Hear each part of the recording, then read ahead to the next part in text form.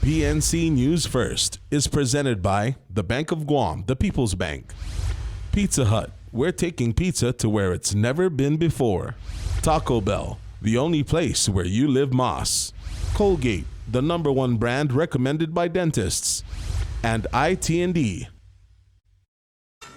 PNC News First, broadcasting live in high definition from Tumon, Guam, on KEQI and KTGM, and on KPPI on Saipan.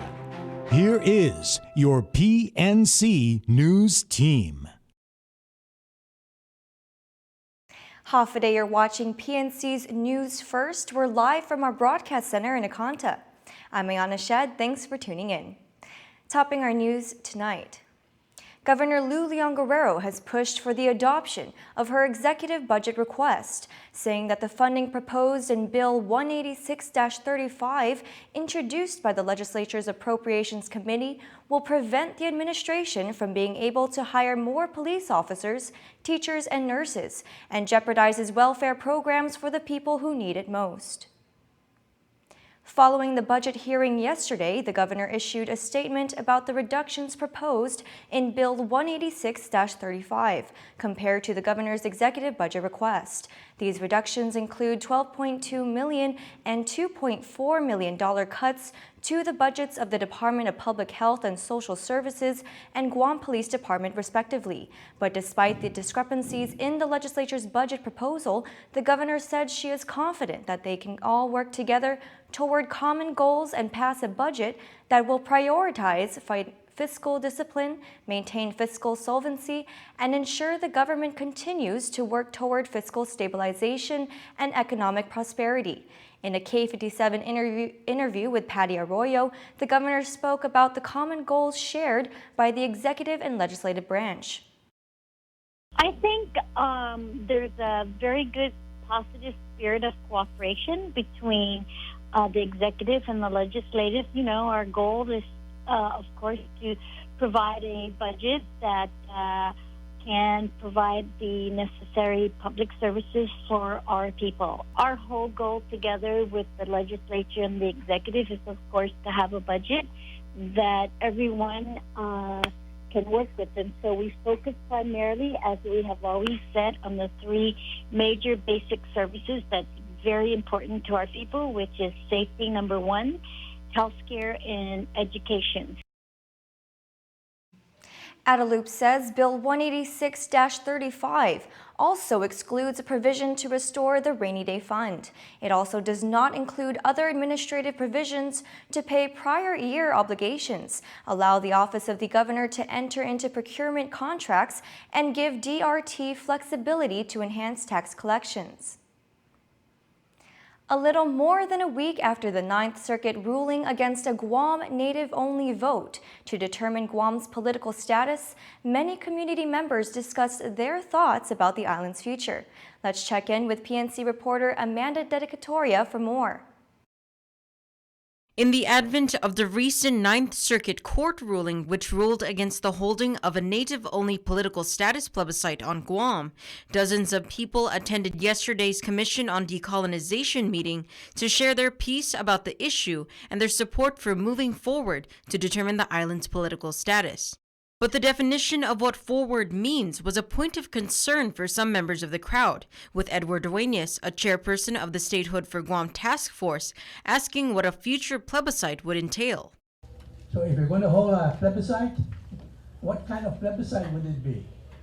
I mean, is it going to be open for everybody, or just keep to the requirement that we had from the very start, so-called native inhabitants? According to Attorney General Levin Camacho, the island has the option of petitioning the United States Supreme Court within 90 days of the ruling to review the issue, and that although a plebiscite involving native inhabitants of Guam as currently defined in law is not possible, other categories may be used. Requesting a Supreme Court review is one option, but it's not all or nothing. I think at this point, we have a firm decision from the Ninth Circuit that native inhabitants as defined is a race-based classification, and you cannot use that category. But it does not mean that there are other ways or other categories, and I think echoing what Senator Kalahi said, there may be other options that are available.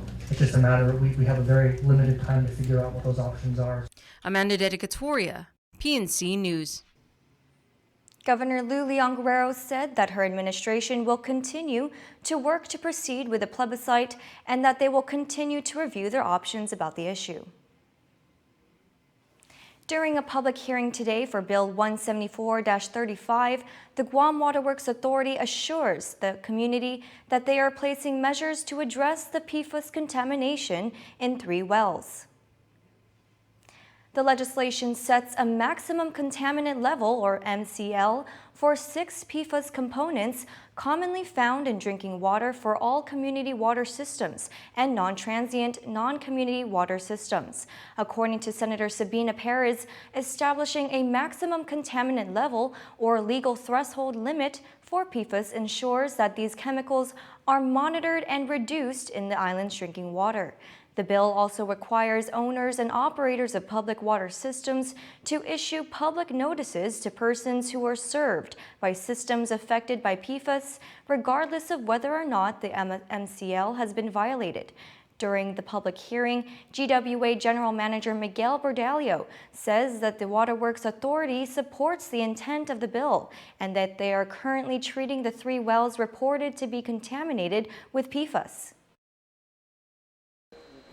First, I'd like to point out that the number of wells that have been impacted by PFAS are 3 out of 120. So it's a very small percentage. Yes. Our entire water system is not impacted. However, the wells are not discrete to communities. So, for example, A23 and A25 are located in Agana, next to the shopping center. But the water from those wells enters the distribution system and serves from Magana all the way down, hydraulically, it flows all the way down to PD. We did have other wells that did test, but they were below the health advisory level in the past. And so currently those 3 wells are the only ones that the GWA owns and operates that are impacted. And as I mentioned that in the previous hearing, that A23 and A25 are still down, and we will be putting a treatment system in there for those wells. And NAS1 is currently operating, and the levels are below the health advisory level, but we're still treating it with the carbon filters.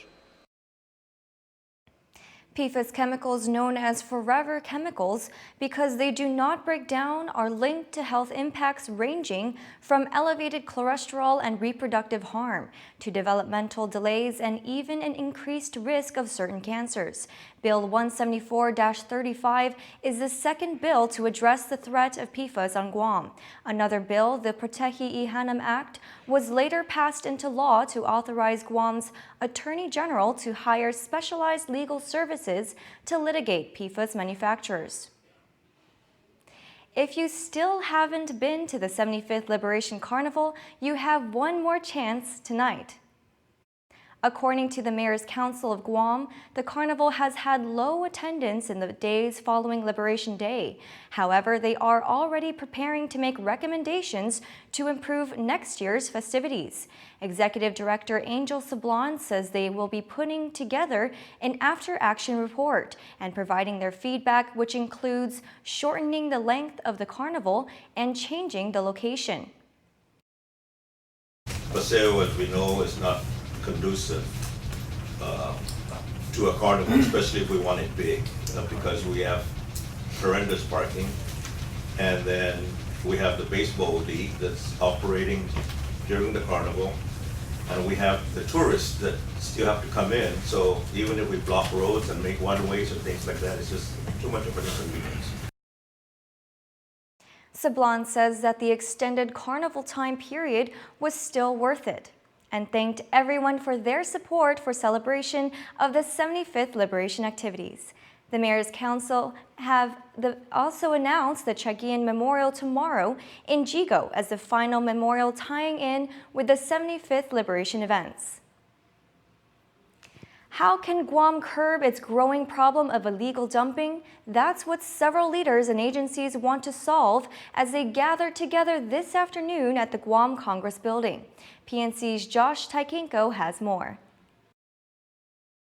Illegal dumping has long been an issue for the island community, and it's a subject that Senator Sabina Perez needed to address at a roundtable discussion with the Mayor's Council of Guam, Guam Solid Waste Authority, Guam Environmental Protection Agency, Guam Housing and Urban Renewal Authority, and other environmental stakeholders. They dug right to the root causes of the issue and ways to educate the public. Executive Director Angel Sablan says one of the main root causes is that some residents cannot afford the monthly fee to dispose their trash. One of the main root causes of illegal dumping, of course, is disposal fees. Residents just do not want to pay for disposing of trash. In fact, many of those who dump illegally do not even have a trash bin, again, because they cannot afford the monthly fee.